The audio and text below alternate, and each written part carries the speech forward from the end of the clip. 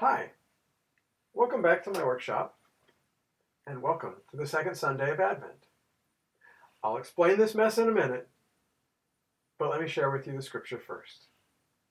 My Sunday school class this Sunday is doing Isaiah 40, verses 1 through 11. This is how those verses go. Comfort, O comfort my people, says your God. Speak tenderly to Jerusalem and cry to her that she has served her term, that her penalty is paid, that she has received from the Lord's hand double for all her sins. A voice cries out, in the wilderness, prepare the way of the Lord. Make straight in the desert a highway for our God. Every valley shall be lifted up, and every mountain and hill be made low. The uneven ground shall become level, and the rough places a plain. Then the glory of the Lord shall be revealed, and all the people shall see it together, for the mouth of the Lord has spoken. A voice says, cry out. And I say, what shall I say? All the people are grass. Their constancy is like the flower of the field. The grass withers. The flower fades when the breath of the Lord blows on it. Surely the people are grass. The grass withers. The flower fades. But the word of our God will stand forever. Get you up to a high mountain. O Zion, herald of good tidings, lift up your voice with strength. O Jerusalem, herald of good tidings, lift it up. Do not fear. Say to the cities of Judah, here is your God. See, the Lord comes with might, and his arm rules for him. His reward is with him, and his recompense before him. He will feed his flock like a shepherd. He will gather the lambs in his arms and carry them in his bosom, and gently lead the mother sheep. Let me tell you a little bit about these verses. That beginning part, the comfort, O comfort, is that hope that God is on his way, that something is about to happen. And that last part about the voice crying out that then ends with the flock and shepherd, that part is talking about how the word of people,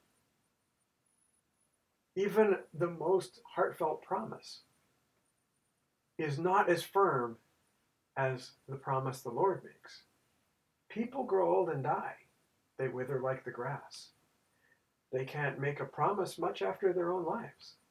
But God is eternal, and his promises are eternal. So the prophet here is telling us that this promise is strong and will endure. And then that in the picture of the flock and the shepherd, that reminds me of our stained glass at the front of the sanctuary, up over where the speaker would be. There's Jesus as a shepherd to the sheep. It's a great image. I like that. And I kind of miss being in the sanctuary. But soon enough, we will be. Let me tell you a little bit more about this scripture. This promise did and didn't come true. This happened to the Jews who were in the Babylonian exile. This prophecy was given to them, and they did come back from the exile. But things still aren't perfect. So there's like more promise left in this promise. And that's what we are thinking of on the second Sunday of Advent. We are hoping for Christ the King. We are hoping for God with us. And this promise is for us in that way. Now, then there's that part about preparing. Well, I've been preparing. All this mess is because I've moved things out from over there, where in a little bit, after I get done editing this video, I'm going to use this saw, and I'm going to cut a hole in the floor. I'm going to cut a big rectangle out of the floor to make a place for that machine. I've actually been working on getting this machine into my shop for more than 2 years. Let me show you what I've done.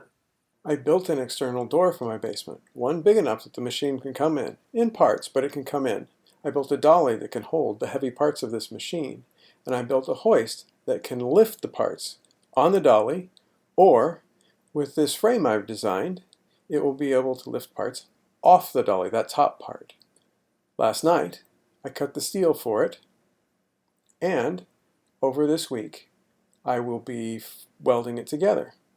Now, what about preparing the way of the Lord? What do we do? Well, our church does a lot of things. I think one that works with our neighborhood is preparing the way for the Lord. I make videos like this to prepare the way for the Lord. I go with the Catholic Worker House once or twice a month and deliver groceries to people who need it. These things prepare the way for the Lord. Talk with your family about ways you prepare the way for the Lord, ways you might want to add in this season, or ways you've done in the past. I'll see you in another week, and we'll talk about the third week of Advent. Have a good week.